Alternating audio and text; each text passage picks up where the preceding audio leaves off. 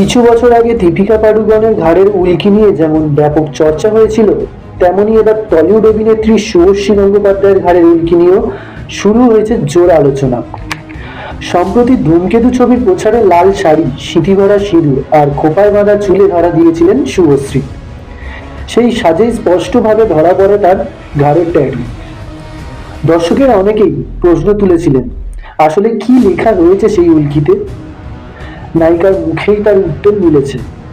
শুভশ্রী জানিয়েছেন, প্রায় 7-8 বছর আগে তিনি এই ট্যাটুটি করিয়েছেন, যেখানে লেখা আছে মিসেস চকো। এতদিন বাদে সেটা দর্শকদের নজরে আসায় তিনিও নাকি বেশ অনেক অবাক হয়েছেন। তবে এই উল্কি নিয়েও নানা মন্তব্য ভেসে আসছে। কেউ বলছেন দীপিকার ঘাড়ের উল্কির সঙ্গে মিল খুঁজে পাওয়া যাচ্ছে, আবার কেউ বা সরাসরি মন্তব্য করছেন সবই কি নকল করতে হবে। তবে শুভশ্রী এসব সমালোচনার জবাব দিতে একেবারেই রাজি নন। আপাতত তিনি নিজের কাজ নিয়েই ব্যস্ত। সম্প্রতি শেষ করেছেন একটি ওয়েব সিরিজের শুটিং, পাশাপাশি বিজ্ঞাপনেরও একাধিক কাজ রয়েছে তার হাতে। তো বন্ধুরা, শুভশ্রীর ট্যাটু করা নিয়ে আপনাদের মতামতটি কমেন্ট করে জানাতে ভুলবেন না।